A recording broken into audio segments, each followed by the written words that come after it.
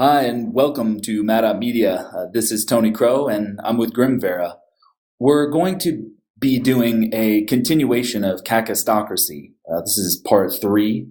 It's based on a wonderful essay that Grimvera wrote for the site, and I thought we should turn it into a podcast. So I'll put links to part one and part two into the description. So thanks for joining me today, Grimvera. Not a problem. I look forward to getting this episode out for people to listen to. Yeah, it's great. It's part three of our first series on our podcast. So this is great. So just to kick things off, I wanted to again quote something from the essay that made an impression on me, and it goes: "The case can be made that a pagan focus would provide the same results, but with a polytheistic flavor.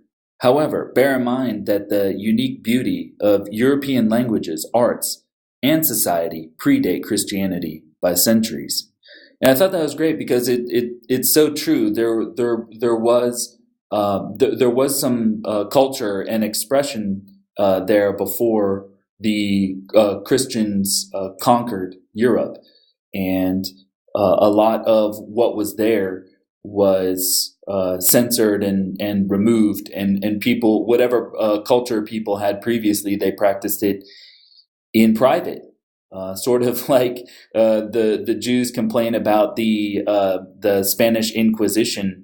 The white Europeans had sort of the same problem with the church wanting to practice their own sort of thing clandestinely.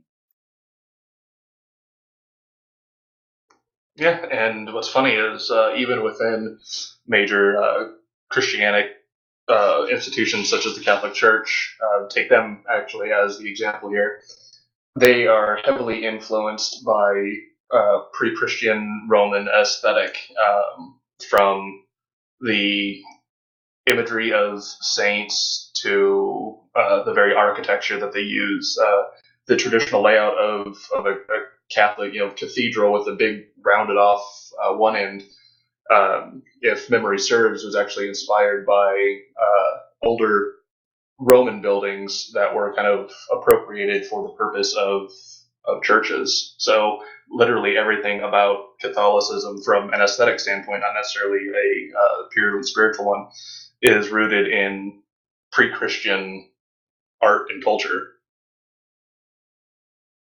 Yeah. Yeah, that's really fascinating. Like, are you thinking that they assimilated a lot of what was there and also added things? For adding things, I don't know the whole story. I'm sure there was, but that would definitely require a little more research on my part. But with Christianity, there's this interesting thing where they don't have their own established aesthetic. They kind of go with whatever the dominant aesthetic in the region looks like. You look in Northern Europe at a lot of the old churches, they're very different than the Catholic churches you see around. And then even in up in Scandinavia, in Norway and Sweden, you have the stave churches, which are noted for their unique look when compared to churches from anywhere else in the world. And then, you look at Asian countries that have adopted Christianity, their churches even vary aesthetically. So there's no established aesthetic culture produced by Christianity. It all predates Christianity's arrival to a given region. Hmm. Yeah, and I don't think it's very well known, but previous to Christianity, there was something called, in the official histories, the Roman imperial cult. And that was supposed to be for the maintenance of the imperial religion, and they had priests for it. And I think what happened was that they transitioned that whole organization to the new Christian priesthood. So that, I think, that is the genesis of those kind of priests coming into, and they just changed to the new paradigm. But one of the things that I wanted to ask you about was, With our society, with the socialist and Christian influence, the environment's hostile.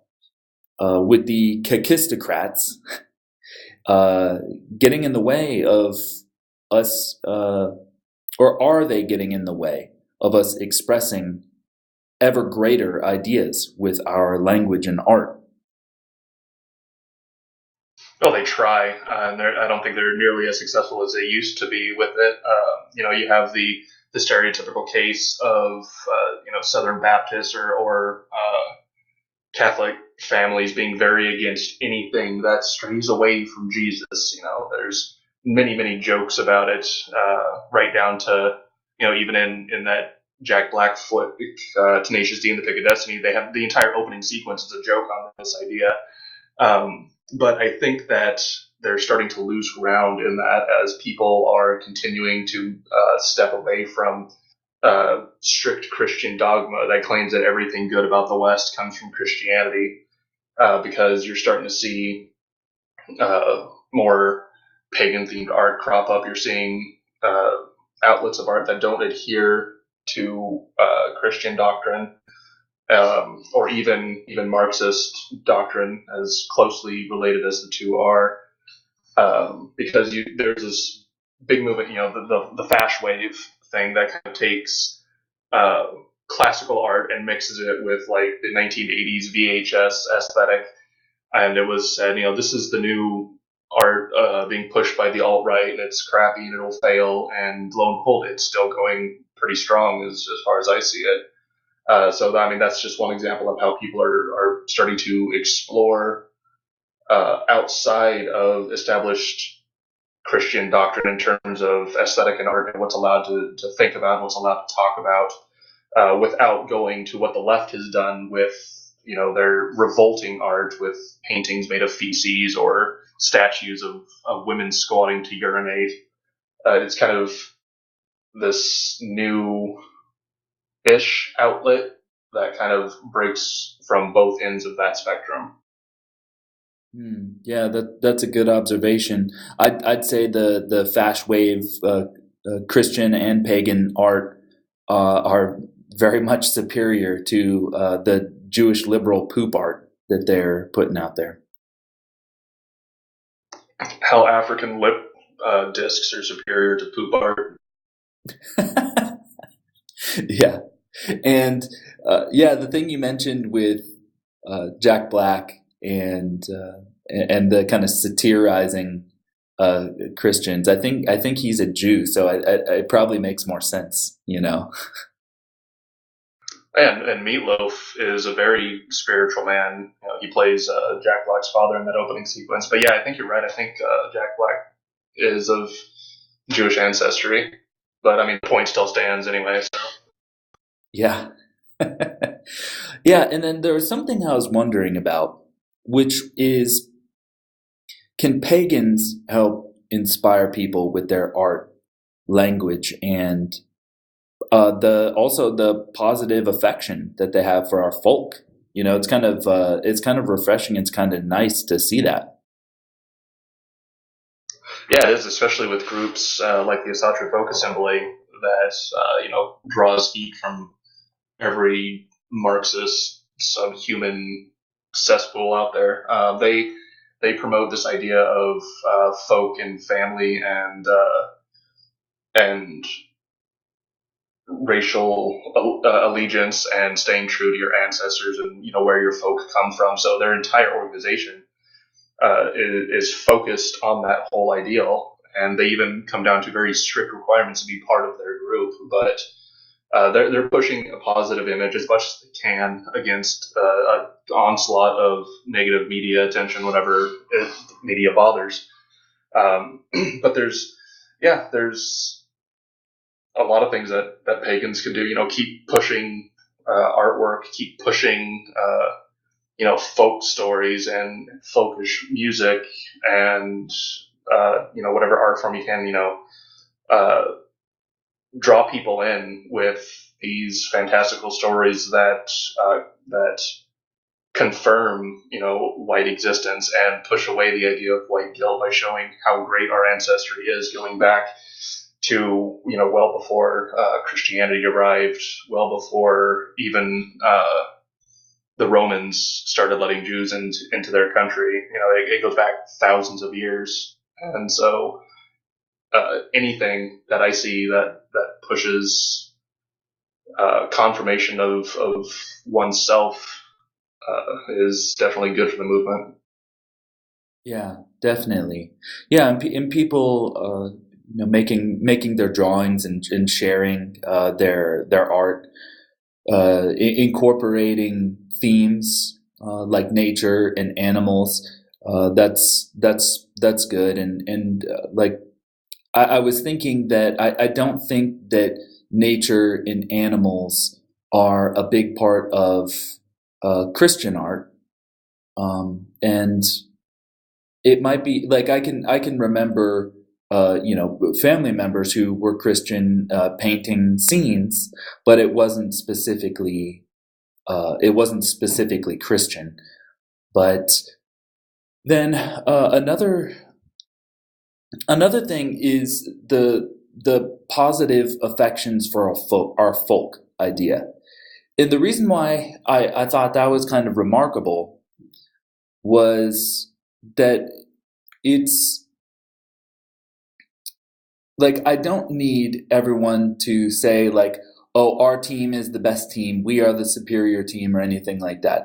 I don't need that. But having people around they're not just indifferent, but they're actually positive towards us, that's really refreshing. It's we're saying, okay, we're not going to be hostile to one another. We're actually going to like one another as a default.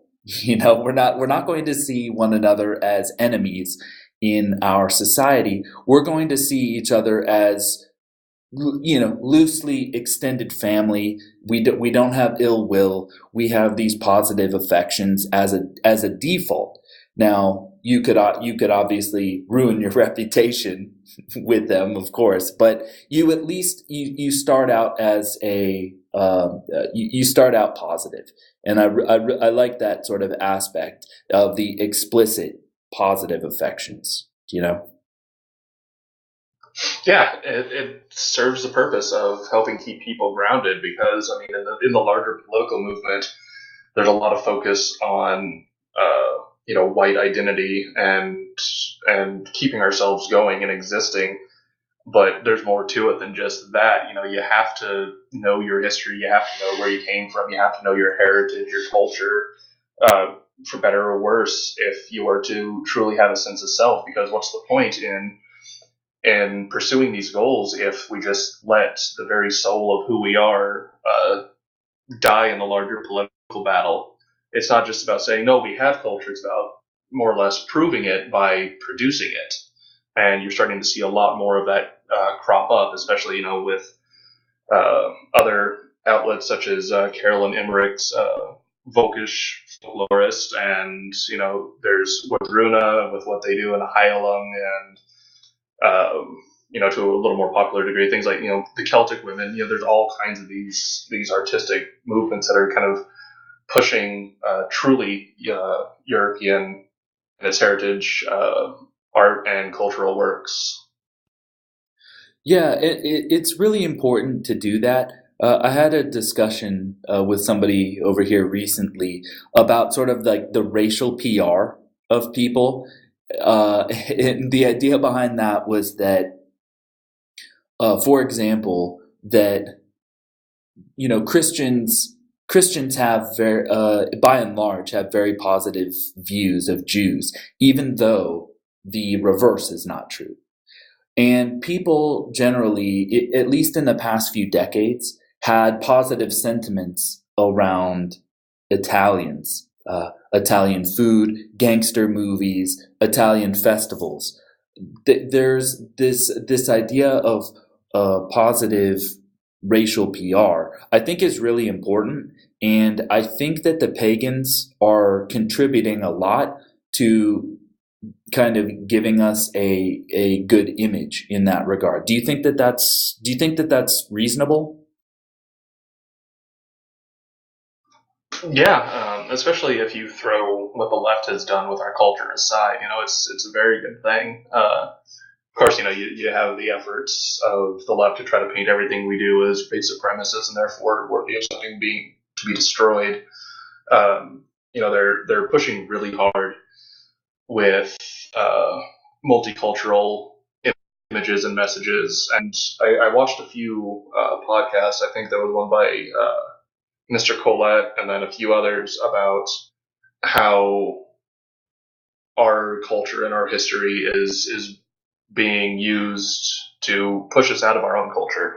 With the Thor movies, Heimdall, who's supposed to be the fairest and palest of the gods, is cast as a black guy. You have Achilles being casted as a black guy. You have Joan of Arc in France in one of their festivals, casting a woman who is black and Polish to be Joan of Arc when Joan of Arc was supposed to be fair-haired. So you have this huge push to kind of delegitimize us in our own history and our own culture. And I think that if our own effort of pushing forth positive white imagery using our own culture, the left wouldn't even bother. So the more of this I see, the more I think that we're having an effect, and they're having to go over the top to try to counter it. They definitely are trying to make a mockery and inversion of whatever they can get their hands on. And there was something from your essay in Kakistocracy that Sweden is attempting to accelerate the process on a governmental level to wipe out European heritage. And I think you were discussing in there the culture minister and also the destruction of some of their artifacts. That there was this story. I don't know if I don't know if it's true or not, but they were discussing just melting down various things, like the most pointless thing, that you would have like this small amount of old material that you want to reuse. It's absolutely pointless. Yeah, they give the excuse that they just don't have enough room to hold all these artifacts, so they're just going to start melting down what they discover on old Viking sites. And this is something that Red Ice actually did an entire episode on, and I'm pretty sure others did as well. Where the Minister of Culture in Sweden, who is of Pakistani descent, she's not Swedish at all. And this is true of several other government officials, doesn't know anything about Swedish heritage, but she's put in this important role of preserving the heritage, and then they're declaring, well, we're just going to melt down all this excess stuff because, we don't need it, there's no room for it, it's not important. And I think it's a part of a larger thing by what's going on in Sweden to delegitimize the native Swedish people's place in their own country. So it'll be easier to displace them and wipe them out, unfortunately. Yeah, that's kind of their MO. Well, really, any evil person in general is to negate anything that any kind of expression, to just ignore any emotion or reasoning that you might have, any attachment that you have to anything that you hold dear to yourself. The whole idea with them is just to mock and ridicule anything that you value, and the people just can't fathom that the government would be in a position to be destroying the heritage of the people who are paying the bills. Like some people say, like killing the goose that lays the golden egg, is that these governments have become hostile to the best part of their population and become conciliatory towards the worst parts, to the criminals and the darkest of the people. Yeah, in both metaphorical and literal sense. They're ignoring the only part of the population that they should be paying attention to and trying to keep safe, while letting in more and more of these, native culture destroying parasites. And you see it in Sweden with the culture minister. You see it in England with Sadiq Khan as the mayor of London. You see it in Germany, with, even though she's German, Jewish descent, but German, and Angela Merkel, willing to completely throw native Germans under the bus for the sake of bringing in tens of millions and projected to become, hundreds of millions of African immigrants. It's a concentrated effort. There's no point in them even trying to hide that it's what they're trying to do anymore. It's obvious, and they're championing more of the same. And it's kind of disturbing that large and wide there's a lot of people not fighting back. I mean, you have some people starting to get fed up in England, but when's it going to start happening in Sweden? When are they going to actually stick up for and defend their lands before they're completely gone? It's ridiculous.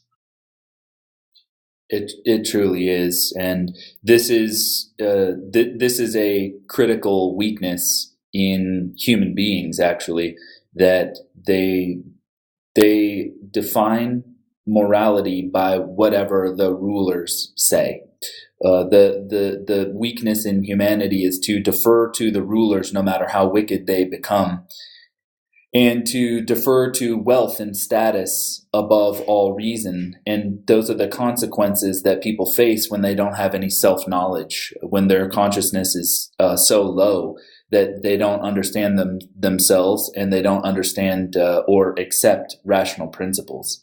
So what we're seeing with the Swedes and across to Germany, the UK, and the whole West in general, is the people rejecting reason in favor of just short-term sentiment, and the natural consequences of that are to be displaced by people who are stupid and wicked as a result. So yeah, if the people have the capacity and the desire to stay alive, they will need to adopt rational principles again, and that was part of people's education over 100 years ago, but it was watered down and taken out. Like just about everything else that governments decide to get their fingers on. But the compassion and defaulting to the ruler, that's you can argue that that's a pretty ingrained human trait, and it works whenever you have a racially homogenous society that has an established culture that isn't on the chopping block for being destroyed. But the moment you let something in like Christianity and democracy, you open the doors for those who don't have your best interest at heart to come in and take over and start with what you're seeing happen in pretty much all of the West now, with this sentiment of multiculturalism and mob rule and popular vote and whatnot. These things, I mean, it's quite likely that they weren't as much of a problem before democracy and Christianity took hold. Mm-hmm. And to segue from there, one of the themes that we're kind of tracking through history when we're discussing culture and religion specifically is that Europeans have been desperate to be free from Christianity for centuries now, and specifically Catholicism. And it's a fact, I think, which is swept under the rug. I don't think that's something that people talk about when they're going through history. I think that people are mostly sort of catering their historical discussion to just who kind of wins who wins the battles, and to just go from there. But I don't think that they're discussing too much the struggles, the internal and external struggles that people have taking on this religion, which does not harmonize with their genetic pattern. Do you know what I mean? Yeah, people have been trying to get free of Christianity since it took over Europe, whether people realize it or not. As you put it, it's not compatible with our genetic pattern. You have the Protestant Revolution, which, while not necessarily a complete departure from Christianity, was a departure from the Catholic Church. And then you have the Civil War that happened up in Scandinavia, particularly in Norway, I think it was, where it really happened, where the Catholics had a bunch of mercenaries and converted Danes, I think it was, fight Norway, which was officially a Christian country. It was Celtic Christian, but many of the people still practice pagan beliefs. And the monument in Norway that has the three swords, I can't remember what it is what it's called off the top of my head, but it's to commemorate the victory of Norway over the invaded Catholics, for their right to hold on to their own unique religious views instead of conforming to this universalist death trap that Catholicism embodies. That's interesting that they were able to kind of maintain their immunity, or to kind of keep a hold of what they held dear, because there's not that many examples of people who could ever resist the church.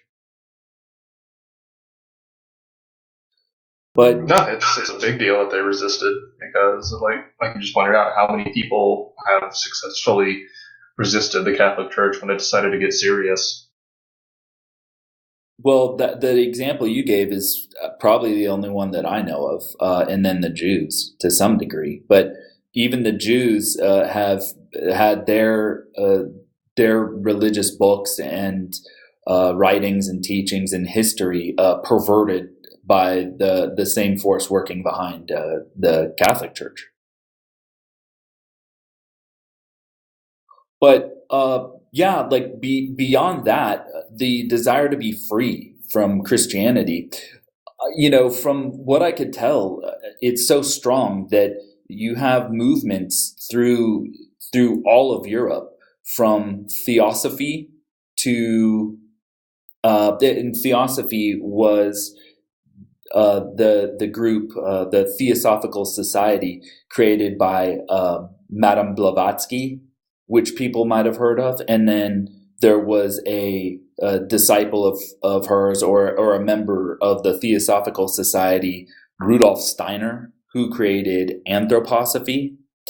And during this time, the people started taking on Jungian psycho-religious beliefs about it. Jung wrote the book Wotan, about the spirit of the Germans, and you have the German faith movement. All of these things were pagan, neo-pagan, pagan reconstructions, and they incorporated a lot of magic into what they were doing. And some of them probably had some new and fresh ideas incorporated in there. But anthroposophy, for example, with Rudolf Steiner, incorporated the idea of Lucifer and another deity. And then I came to find out that was the background behind the Waldorf schools and the biodynamic farms attached to those. So it's actually a lot of liberals now are practicing this magical pagan religion from Rudolf Steiner, who was an anti-Semite and created this religion as an ethno-religion for the Germans. And so, we're running into some of those awkward situations like we talked before, where, people are kind of getting into things that they don't understand. And but the whole gist of this is that there were hundreds of these groups coming out trying to oppose Christianity, to just have something that was ethno-religious, not something universal, not something everyone could be with, but something specific to the people, something that could be an expression of the people and their specific spirituality. And that is a marked difference from where Christianity has taken the people, wouldn't you say? Yes, definitely. And I would go so far as to even throw the creativity or the creativity church or whatever they call themselves into that list, because they're the one thing that they all seem to have in common, at least the ones that pertain to reality, is it goes back to what you called the Jungian idea of the Wotan spirit. For anybody who doesn't know, would include Germany all the way up through Scandinavia. With Odin, Wotan, and whatever other names he has across that region. It goes back to the same primal idea. It all inevitably goes back to our pre-Christian pagan roots.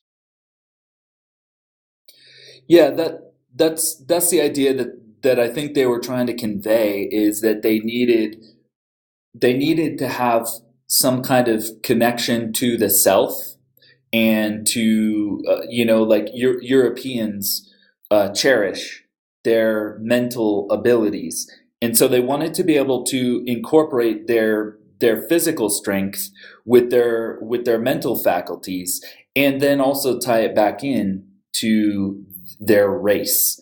And race was the huge topic for the past few centuries, that all these different races encountered one another, and what may not have been very important before, which may not have really entered that many people's minds, was the idea of race, because they weren't all involved with one another. But if you have a few interactions with non-whites, if you and your community are in proximity with the non-whites, you're going to have a lot of bad experiences. And that's probably something that these people went through.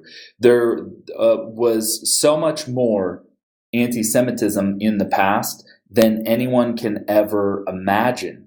It was studied in depth. People were discussing it in newspapers openly. Steiner, there are hundreds of examples of these people coming up with these European ethno-religions, talking about explicitly wanting to get rid of the Judaization of the heart. That similar also to what Jesus was teaching, that you shouldn't be like the Pharisees. All of them were trying to distance themselves from the Jews, and ultimately they were unsuccessful. The Jews have dominated the discussion in Europe and America, and asserted themselves above everybody else. And I think that we could say that this is an impressive feat, that they were able to accomplish this despite all of the resistance, despite the resistance even in Christianity, let alone the much stronger and more explicit anti-Semitism from the other pagan religions. It really is remarkable. Yeah, it's fascinating how the Jews, despite being kicked out, officially 109 times from other countries. I think the real number that I've seen touted around is mid 300s. How they keep getting kicked out, but they keep managing to reassert themselves in these societies, despite the fact that everybody that they run into is for lack of any other term, anti-Semite. And I think, jokingly, it might have to do with the fact that they are, the masters of kvetching. After all, it's their word, isn't it? But yeah, it kind of it's a really bizarre thing, and it's oddly helped reinforce the white nationalist side of things in today's age, because I'm pretty sure that with the pagan movement especially, that a strong focus on race as a defined word is a new addition, because like you said, back in the day, these different groups of people, these different races of people weren't as intermingled as they are today. And so it wasn't even something that they had to consciously think about. They kind of protected their own from the local natural forces, and not so much from an invasive culture such as Judaism. But as time has gone on, it's become more of an issue and defined thing. And now you have the Jews trying to weaponize natural anti-Semitic sentiments of the past against us, even though our ancestors had very good reason to be anti-Semitic, because the Jews wouldn't have been kicked out of other people's countries so many times if they weren't a problem. Absolutely, yeah. They're causing problems wherever they go, and the people don't seem to catch on in the popular society. You can see warnings going out for centuries upon centuries from even Martin Luther, the famous I think a Catholic who kind of spun things off for Christians, spun off the new Christian sects. His book was The Jews and Their Lies. People have been getting strong, direct warnings about that for ages, and it doesn't seem to catch on. It truly is remarkable that they're able to persist with the strength that they are, given how much history we have. It really is astonishing. I'm just going to throw out there, it's all because they get in just enough, and then they unleash their legions of homely, Jewish grandmas with delicious fresh baked cookies on the masses. Yeah. That's good racial PR. Weaponizing grandmothers. Yeah, so you mentioned that they had a civil war in Scandinavia about the Catholic Church, and we were kind of going from the topic of the art and the sort of limitations on expression, and the sort of the dominating force that the Catholic Church was, and to some degree still is. And I just wanted to share sort of a personal anecdote that, other people, listening might have had similar experiences, but I grew up in a Catholic family, and they really never talked about anything relevant to us as a family, to us as a group. There were strong pressures to conform to whatever they were doing, but it was all impersonal. It didn't have anything to do with us really personally, except for the idea that if I played my cards right, then I would end up in heaven with the ancestors, and that was a nice idea, to be able to stay with family. But yeah, there were some things going on. So I knew from history that the Christians and Catholics have had all these wins and conquered various places and expanded into other areas, but it's never really discussed. They don't discuss how they did it, why, or what the purpose was. It's very tight-lipped. I don't know if it's like that with all Catholic families, or if mine was out of the ordinary, but I don't think that it was. I don't think that the Catholic families are really discussing these things. What would be, for example, to discuss the consequences of having this religion on a long family line? What are the things that are happening in the or what's happening short term? Is there any benefit to the family for being a part of it? I can't remember it ever being discussed. It was more like you will conform or else you're dead to us. That was kind of the ideas that I got from it. And so, if there are people out there listening, I'd like to hear your take on this in the comments, if you had a similar or different experience.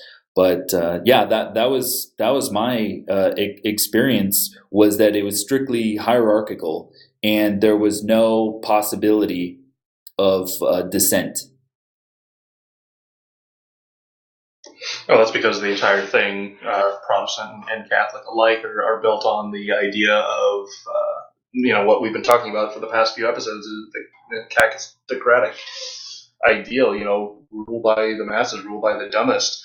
And this holds true when you look at a lot of Christian sects. I was raised Protestant, Methodist specifically, and there's this pervasive scapegoat in Christianity. Well, it's God's plan. We can't possibly fathom what God's plan. It's just deferring it to, the omnipotent super being that we can't possibly comprehend at all. So it's kind of a doctrine across the Christian world, be it Catholic, Protestant, whatever, that you don't question God's plan.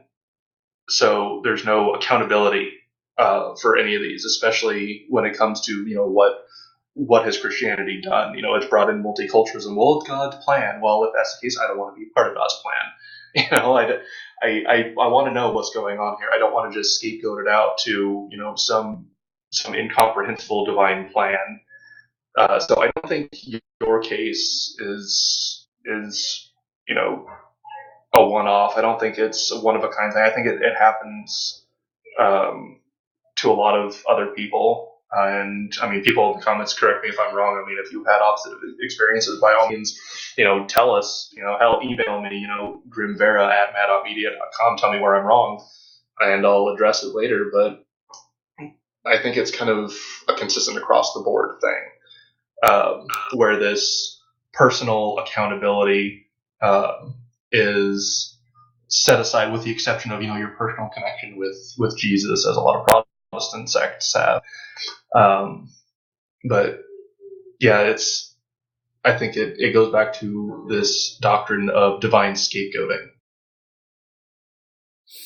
Well, yeah, and I don't know if you meant it this way, but most people I've met that were practicing Christians sort of just blamed all the good things that they have done on God, that it wasn't because of their own personal hard work, that it was just because of God.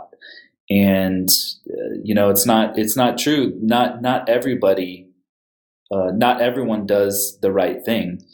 So anyway, I wanted to just put that in as an aside, that there's a depersonalization going on there that's not good. But yeah, you were saying that this is a deepening of the Kakistocracy, the stifling effect that they have, not only in Catholicism but within the society as a whole.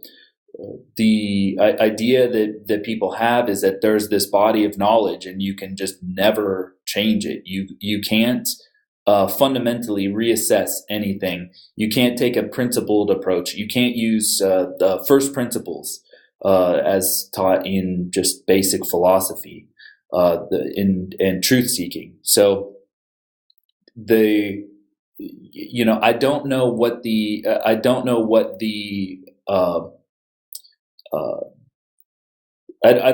goal would be necessarily to just freeze knowledge in place. People generally have this idea that they want to progress. And, like, I don't use the same computer that I did when I started. I don't use the same phone as I did as my first phone, like the little rotary ones and then the ones with the buttons. Things like that progress. But socially and culturally, people believe that you have to keep the same exact ideas in place, frozen, and you have to be hostile to anyone who challenges it, while all these other things around them are changing, and it's bizarre.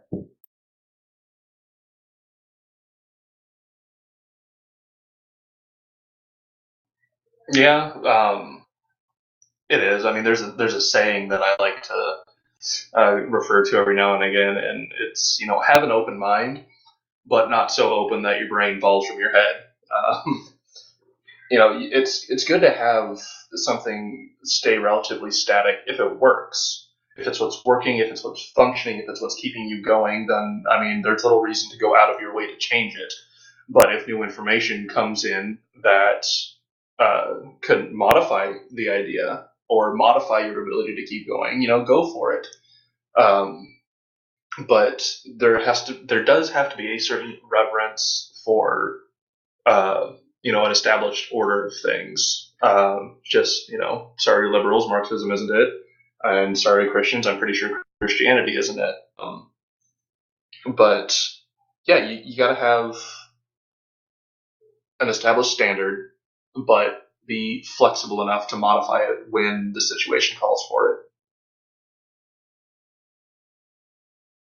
Yeah. No, that's so true. And if we were able to kind of build that foundation on rational principles, um, and have a reverence for what is true and real, I think that would be fantastic. And everyone should be able to do it. We have these senses, and even if you believe that you were created by God, you were created with those senses, and you were intended, because you have them, to use them and to defer to this world. And then, like the early theologians talked about, was if God created the world and created you with these powerful senses, then you must have been intended to use them to explore and see the world as it is. So there, people have been trying to, even within the Christians, they have been there. Certain Christians have been trying to help people think, but it doesn't catch on with the average person, and that the average person, sadly, may not really have the capacity to kind of parse out any of these ideas, and so what they're falling back on is just the deferral to whoever is in charge, and the people who are in charge are definitely the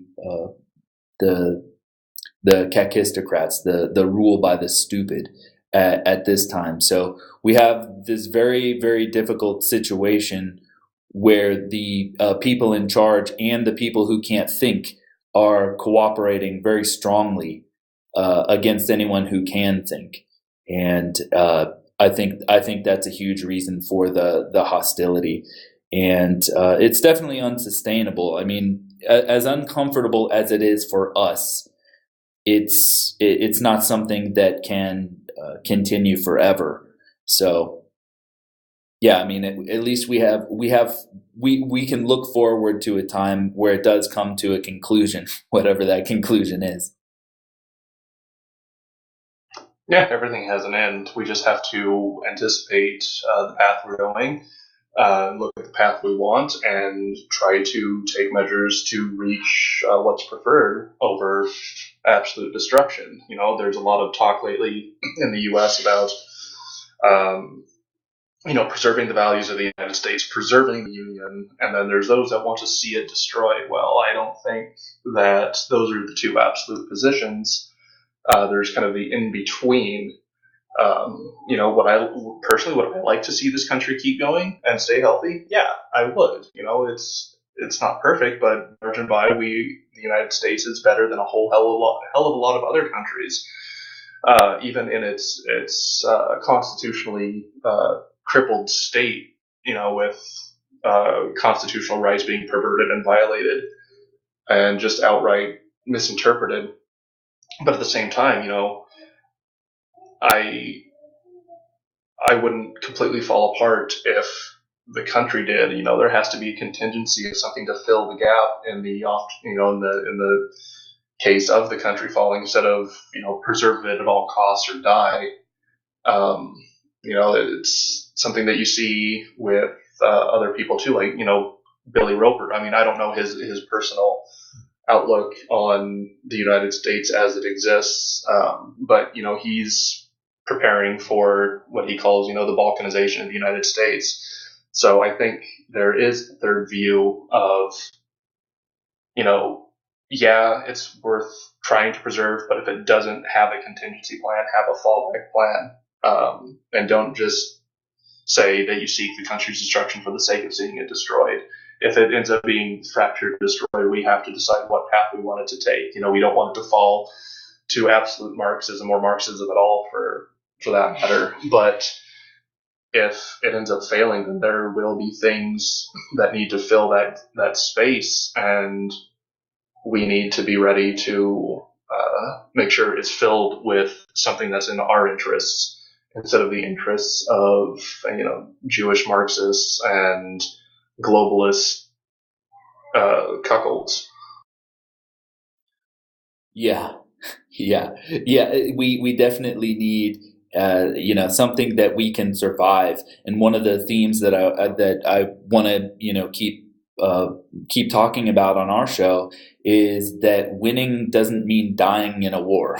Even if our whole side ends up winning in the end, we want to maximize our guys getting through this transition into the next thing, but where we have a homogenous group in the end, and hopefully without bloodshed. That would be ideal. But there's another thing I wanted to touch on that you said about this all or nothing idea, and it's another kind of calamity involved with Christianity.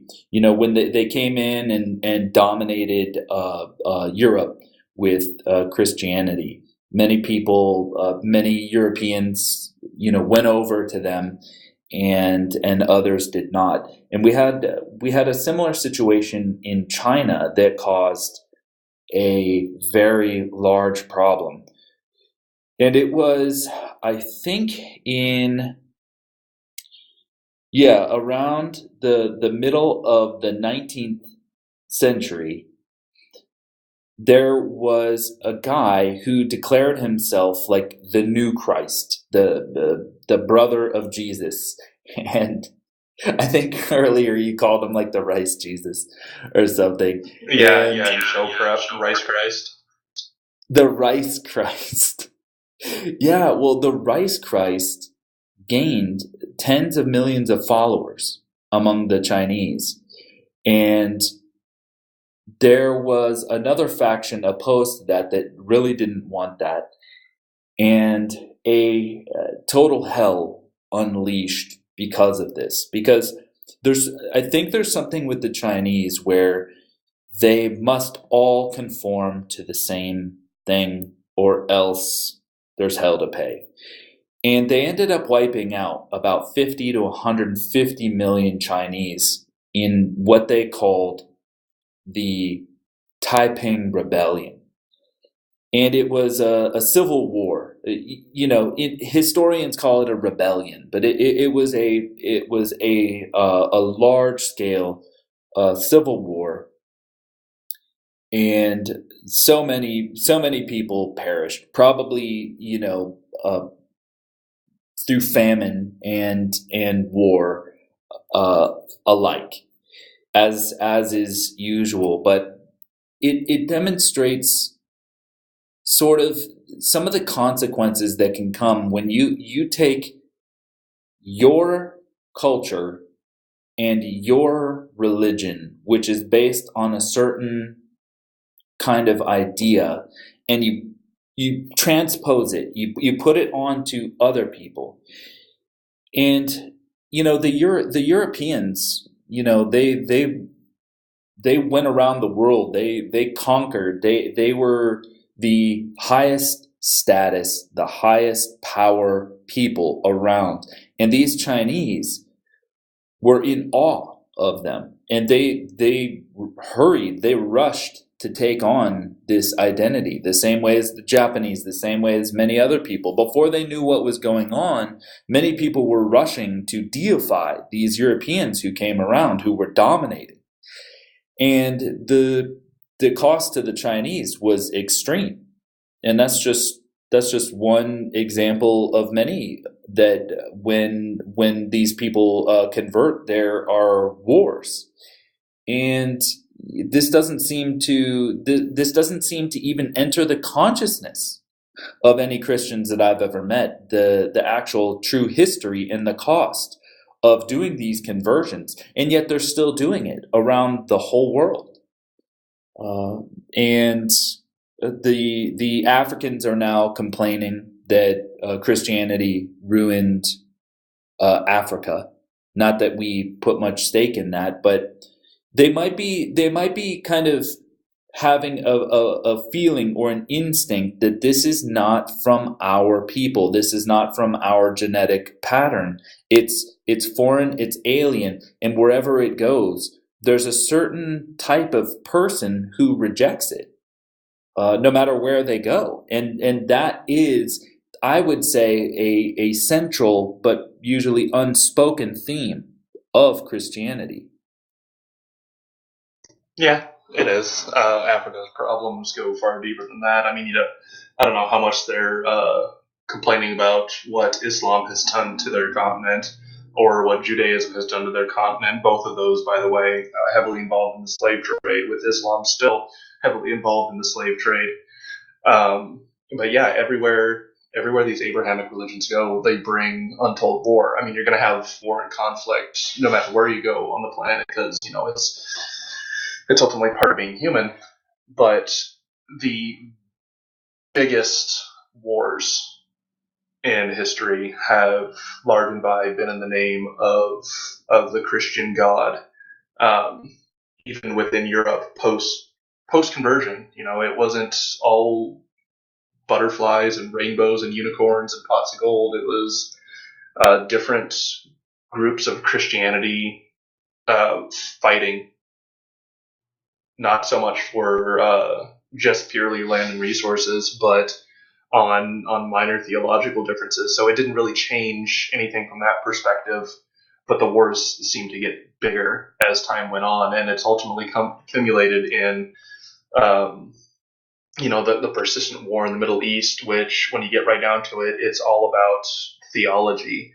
You have the Zionists, as backed by the United States and some countries in Europe, versus the the Muslims, whether or not you want to call them all radical or not, that's besides the point.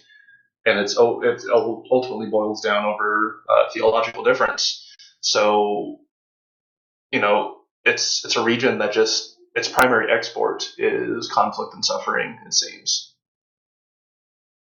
Yeah, yeah. It is truly it's a difficult thing to deal with, and I can understand why they don't want to discuss that part of it, the suffering aspect of it. The denial there is extremely potent with them, and I think that is a central feature to the Kakistocracy in general.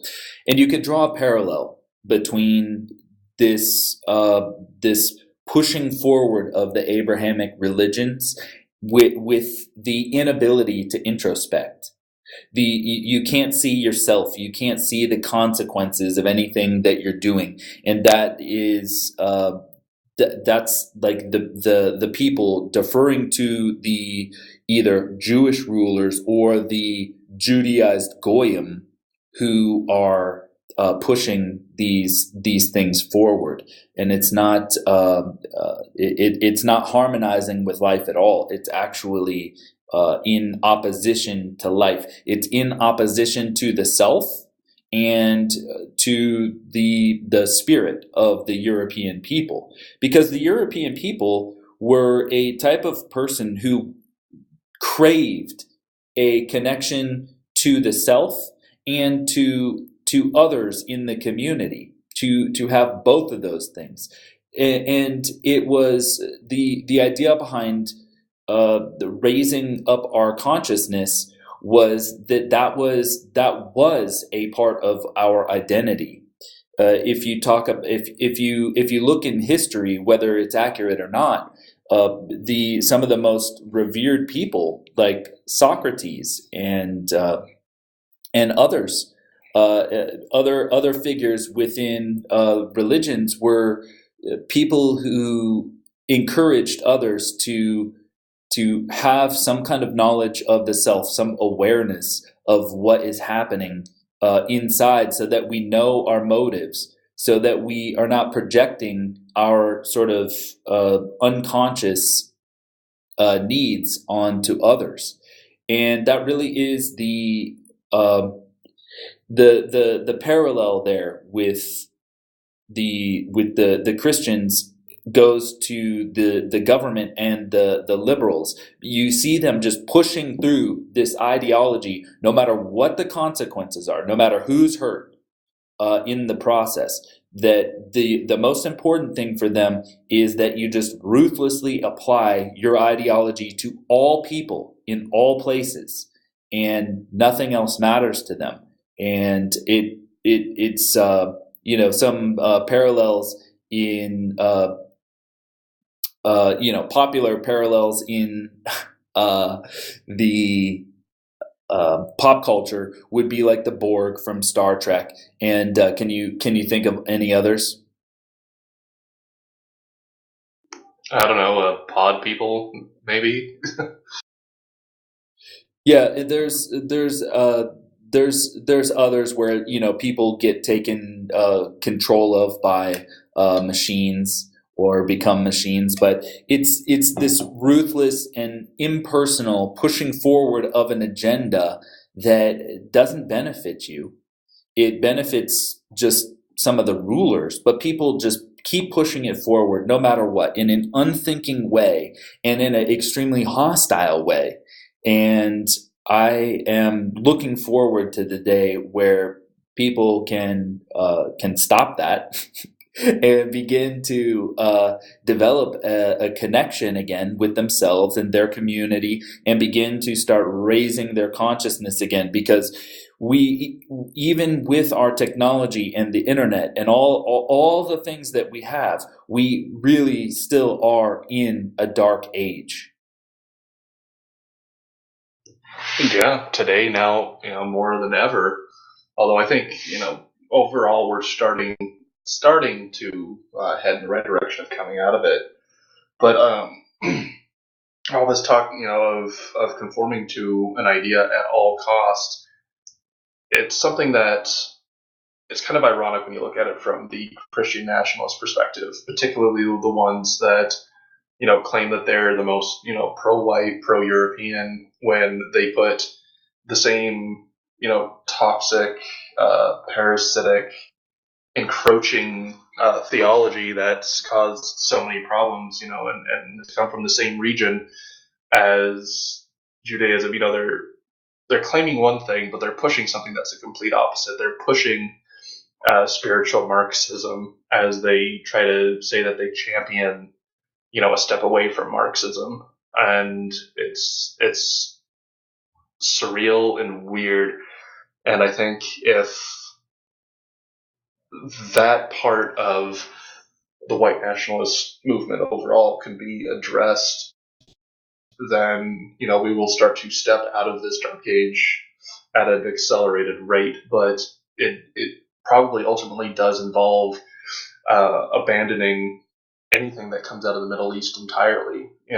Whether it's Zionism, of course, Zionism, or the few instances with white people converting to Islam, and then even Christianity as a whole.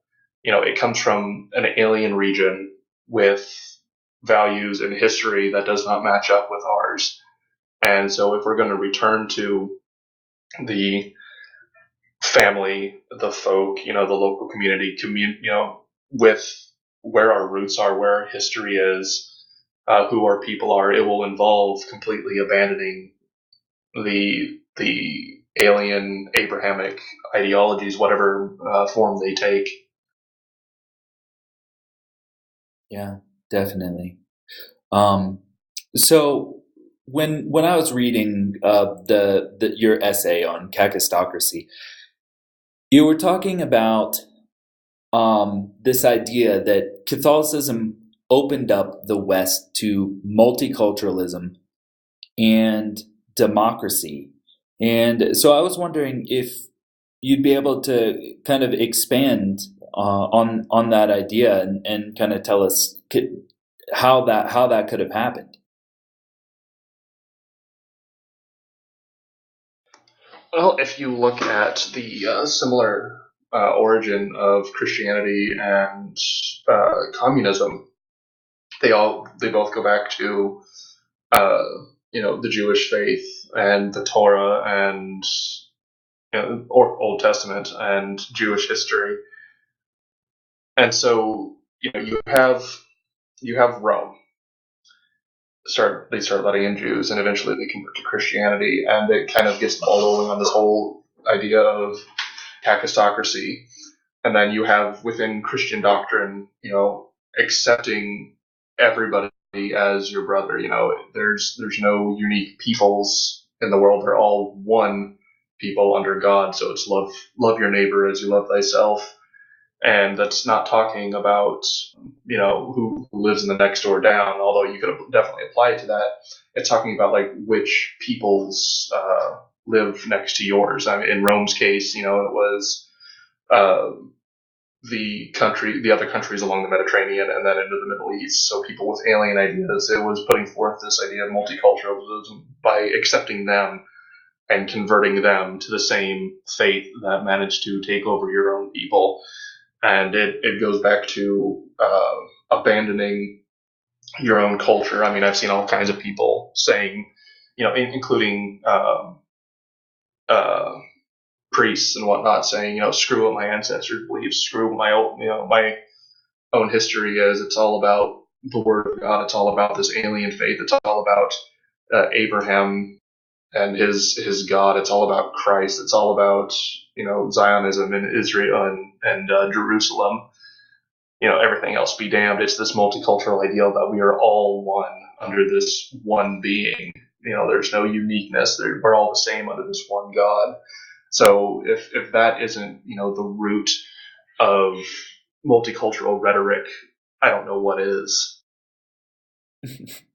Yeah.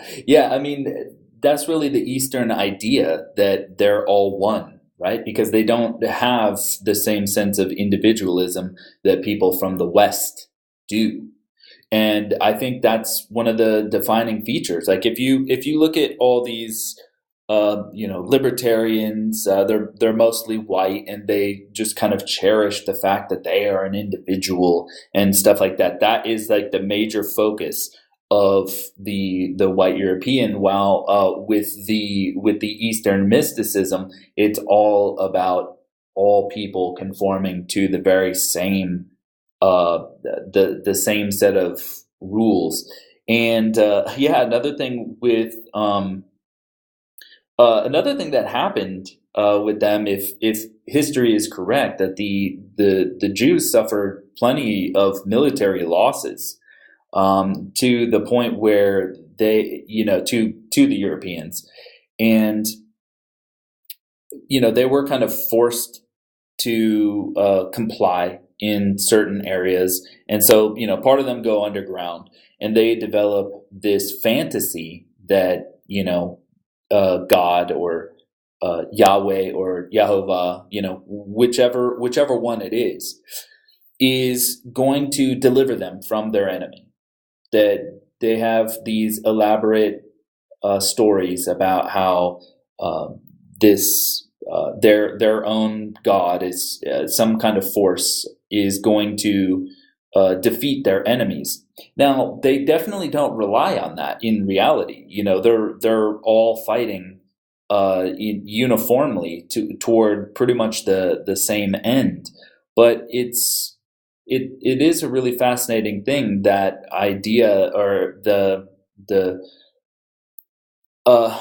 kind of meeting of the East and West, where that idea of all people becoming one, which even permeated some of the like Steiner that I mentioned earlier, the oneness that comes from the Buddhism, the Hindus, and all that kept coming out within the New Age movement with everyone to become one, and the oneness. And it's a very gynocentric sort of thing of just feeling like you're connected with nature and that sort of thing. So there's the penetration of the Eastern ideas into the West has really gone very far with that uniformity, and I think that is strongly connected to the multiculturalism and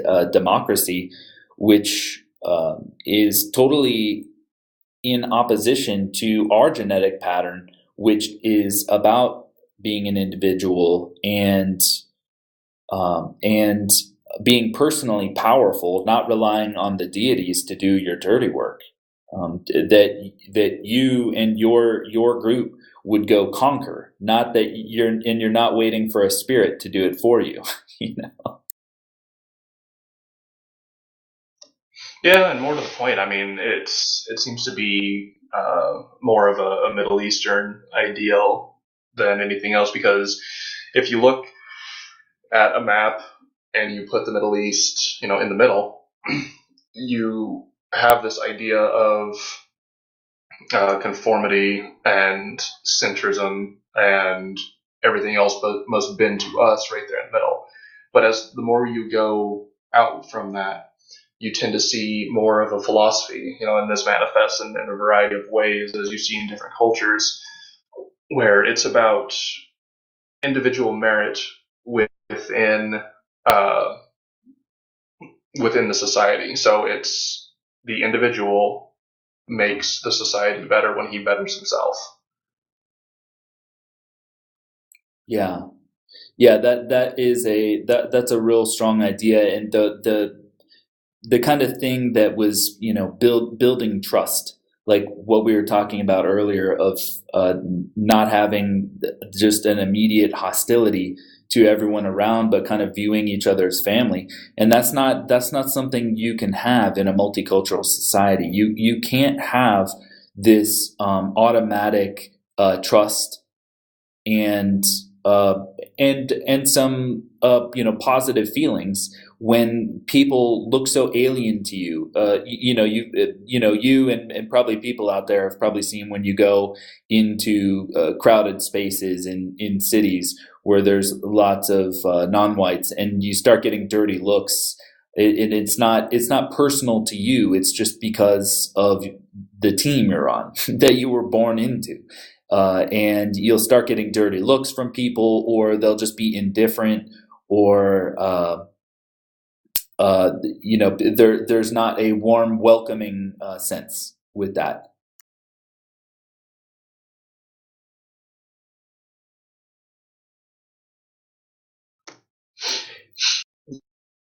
And there was something else that I read in the essay that was really striking, and that was in quote, "The body of Christianity does not uphold any loyalty to European peoples. Rather, they side with ethnic rivals around the globe."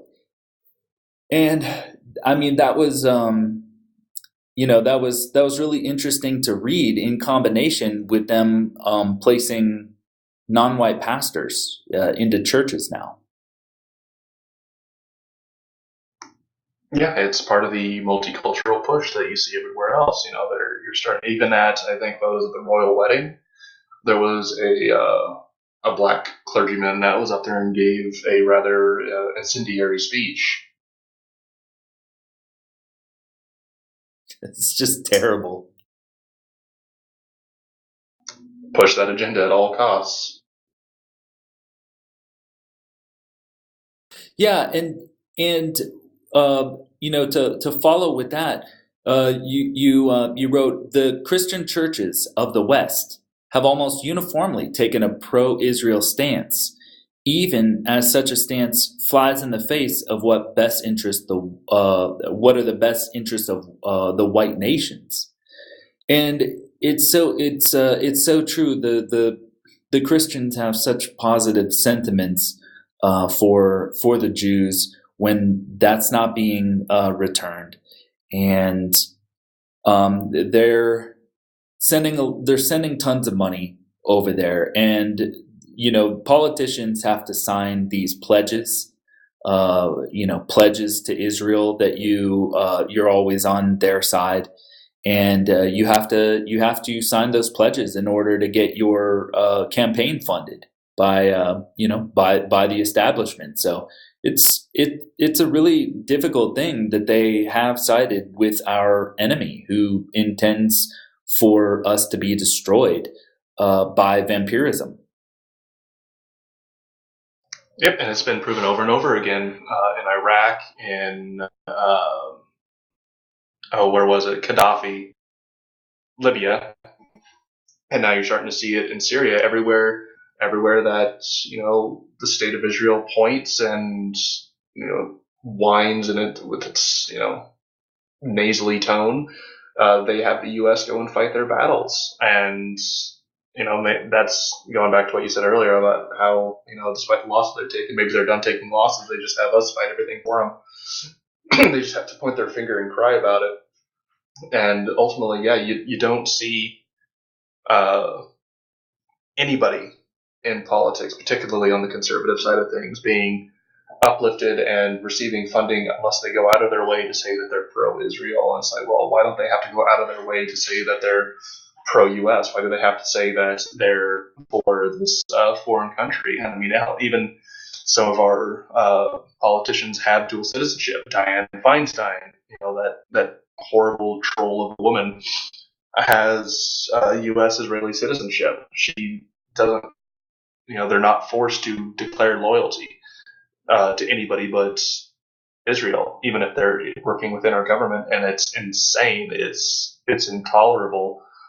And I'm glad that, even though he didn't win, campaigns like Patrick Little are starting to rip that open. And I really hope to see it continue.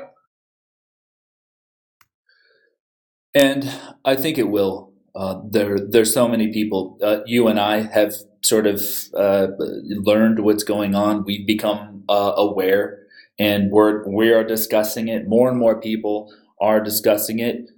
There was something that Richard Spencer from the alt-right said recently, which was he talked about that the Christians and conservatives have a very strong immune system for all the things that we're talking about, that they don't allow a single dissenting view to penetrate their church-going, TV-watching, Israel-loving communities.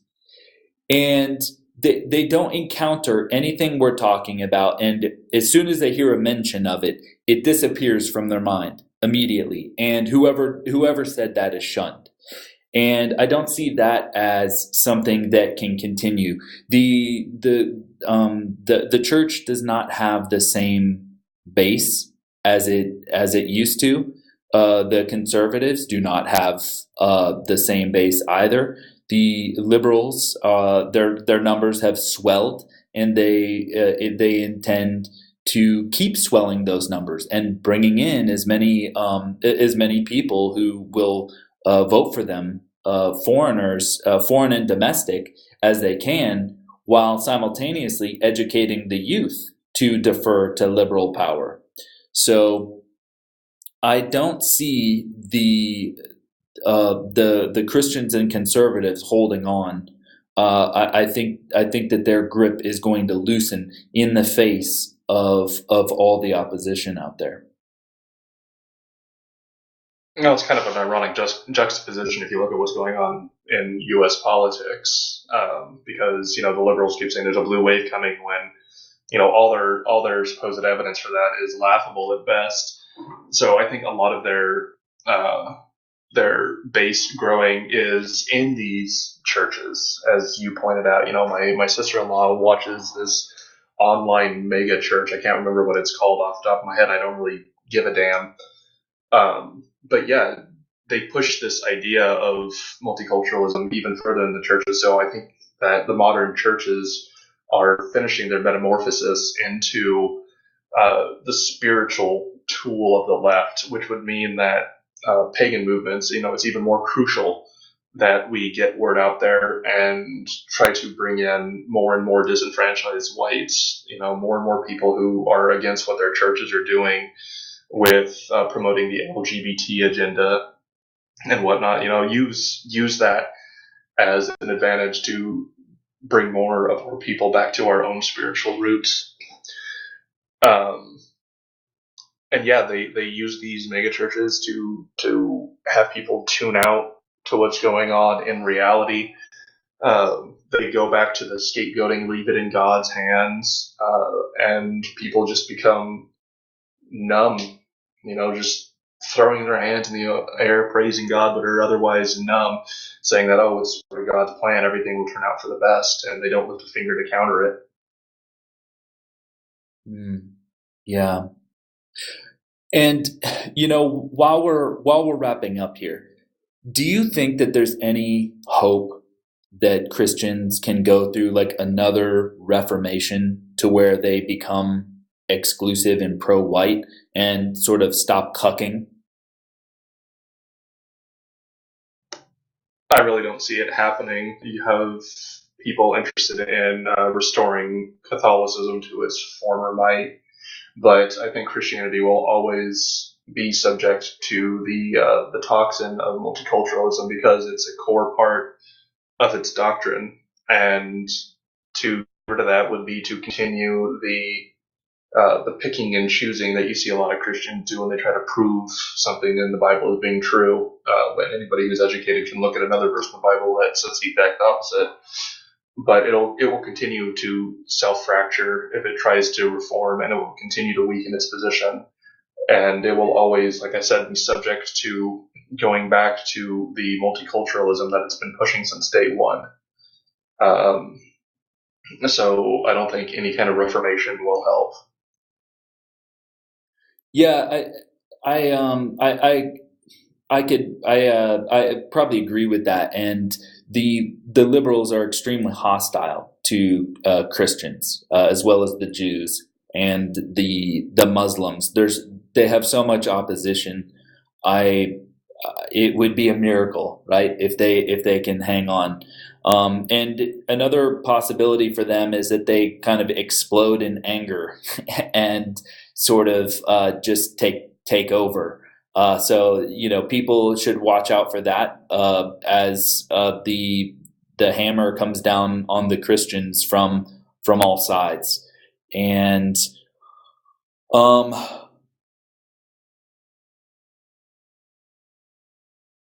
yeah, I mean, is there anything else that you wanted to add as far as um, I guess we're sort of we're in the death throes of the Kakistocracy in general, with the left going up against the Christians and the whites, and also the Christians going up against the whites. How long do you think this can last? And what do you think that on the other side that there's going to be any Christians or liberals? And could they possibly destroy themselves and kind of leave us unscathed on the other side, or is that just wishful thinking? I wish that were the truth, but unfortunately, I mean, in even in the face of a failing Christianity, the numbers of white nationalist pagans are comparably tiny. So it would rely, for the wish that you propose, it would rely heavily on um, the folkish pagan movement to again pick up these disenfranchised whites. In terms of Christianity exploding and hammering back, I don't think that'll be too much of a problem because there's a lot of servicemen and whatnot that are Christian, some quite devout. But if you look at the majority of Christians, they end up looking like your prototypical Walmart shopper, uh, obese, grotesque, lazy. So I don't think that there's going to be a huge military explosion out of Christianity anytime soon. It's caught up in its death throes, and it's more a matter of bringing people in who leave Christianity and getting ready to buckle down against the much more difficult fight against Marxism, Judaism, and Islam. Yeah, that's a good assessment. It probably will be contained mostly to a culture war. And yeah, I mean, I don't see how the Christians can fight back when they're too busy watching their Jewish TV. You know? Yeah, the best we can do is, like I've said several times now, just try to pick up the pieces left after Christianity falls, bring in the people who are pushed out or left for whatever reason, who no longer have a faith to go to. Embrace those people, and that will help bolster our end of the fight later.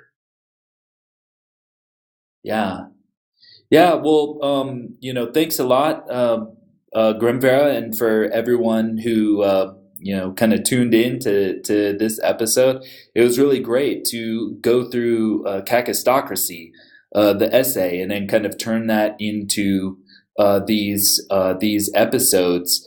It's so important to be real about who's controlling things and what their motives are, where they've come from. Where have our people come from, and where we might be able to go, and how we can what to expect, and how we can kind of salvage this in the end. It's such an important thing to have that realistic expectation of people and our people. And so, just in wrapping up here, I'd like to urge people to go to madopmedia.com, and from there you can find all our social media, and we'd be happy to hear from you. And we'd also encourage people who have been tuning in. If you enjoyed what we're putting out, we've got a donate page on there with plenty of different options of different things. So thanks again, everybody, and thank you, Grimvera. Not a problem. I'm happy to have done this series with you about this because it's a lot of issues that are worth discussing. That some are discussed quite frequently, others not so much. And like you said, anybody who wants to help us continue what we're doing, we have several ways to donate. If you have questions or comments, corrections to anything that we might have gotten wrong, you can email us. Mine is grimvera@madhopmedia.com, and Tony's, yours is tcrow@madhopmedia.com, right? Yeah, and thanks again, and bye-bye.